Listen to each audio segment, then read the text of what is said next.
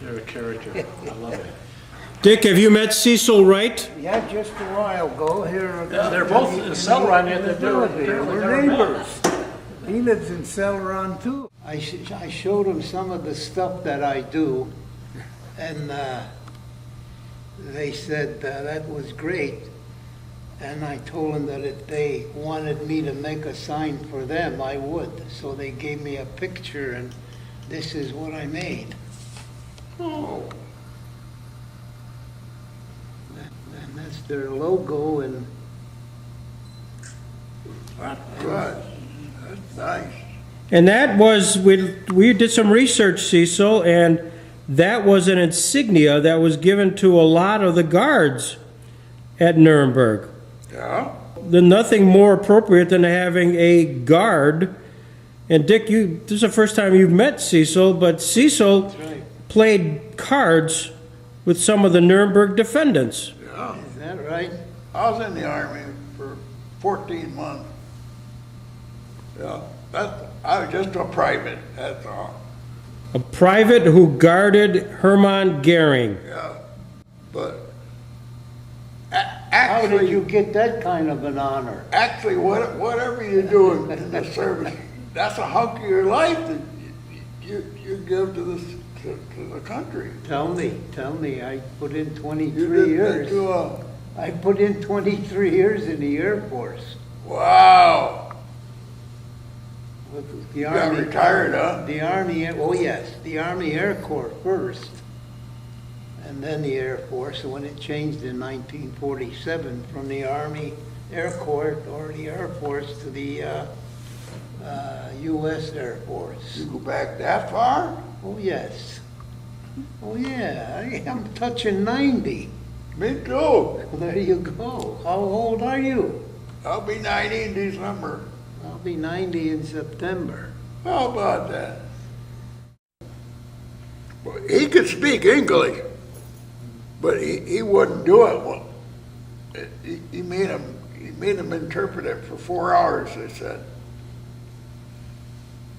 And then he went back and took his pill.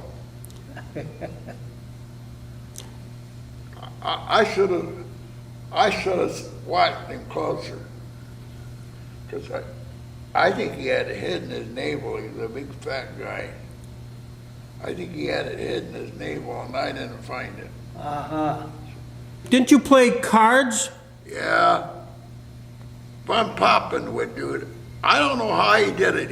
He'd show me a card, and then but somehow he'd show me his cards, looking through this little window. Did you win? I don't remember.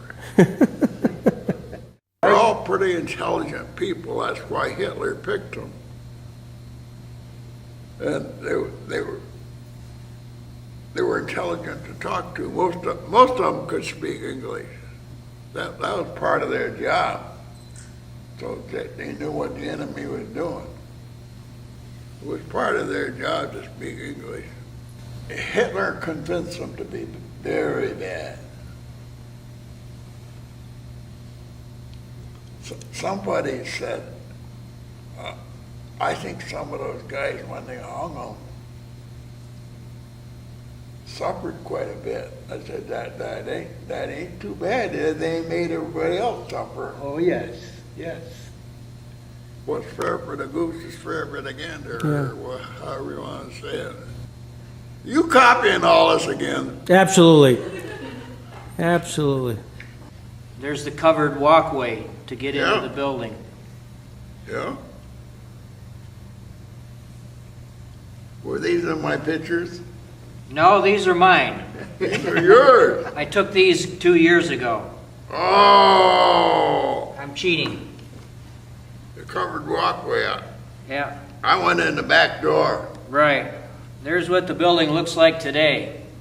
Oh, just the front end of it. Huh? The front entrance, yes. The prison's gone. The prison's in the back. The prison. Yeah. The prison that was in the back, they tore it down. I hear. Tore it down. As I understand. Yeah. Yeah. Just thought you might want to see that. Yeah, that's nice. You were watching all of those Germans through the door in their cell.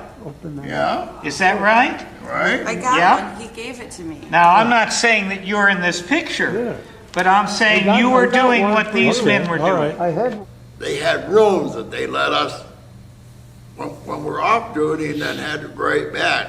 You know, when we're off 2 hours or whatever, the kind of dirty old cells with a bunk, you know, for the prisoners. There was no organization to it.